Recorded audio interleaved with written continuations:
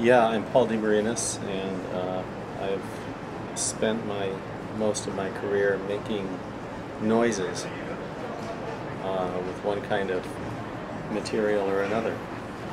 I guess science wasn't serious in our house, it was play. You know, after dinner my father would, take beet juice and show us how to change color, or put the bones of the chicken back together and show how it walked. I mean, it was always kind of playful. I was very interested in things that are moving and changing, rather than static things. So like film and music and computers, and kind of my specialty has become making sound where it's not supposed to be. Both socially, but especially out of the materials. I mean, there tends to be a kind of thinking about sound installation, sound art, that you do everything and then it comes out of a loudspeaker and that's it. But I suppose I've been assiduously avoiding loudspeakers. I mean, I use them, but to me, if you can make sound with a lemon, why not?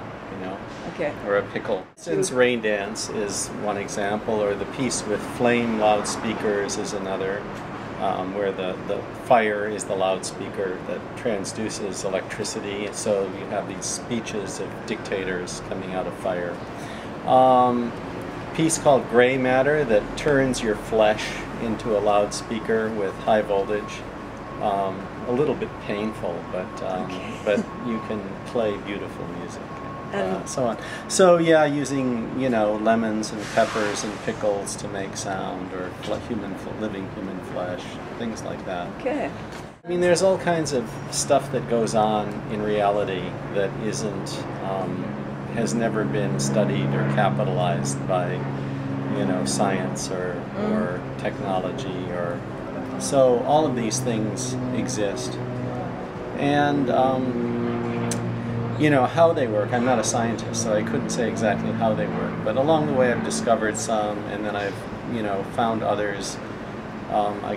Some of my research is playing around in my studio with things, with electricity and liquids, and some of it is research in the library of like old physics books from the 19th century, where you find all kinds of strange things. So like Raindance comes out of a passage in a book from around 1898 on soap bubbles, a wonderful book on soap bubbles by a Victorian scientist, to teach boys and girls about the wonders of nature and surface tension of water.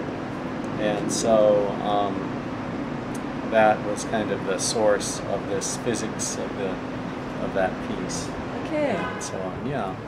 So, along the way, the materials I use everything. I use garbage, I use computers and software, I use analog electronics, I use goldfish, I use all kinds of things. Kind of whatever works. And as for Raindance, what's the device that you invented? Yeah, it's just a little modulating nozzle that takes audio signals from an amplifier and uses them to regulate water droplets into precisely so many droplets per second. So if you have like 256, it's middle C on the piano. If you do have 440, it plays A. And so by programming that rate, I can make the number of water droplets that fall on the umbrella to be a pitch and play music. Yeah. Simply as that. As simply as that. Yeah, that's all it is. What happens in your head of it being music, or the affect, the feeling of the music, or the sensation, is then always something that has to be composed.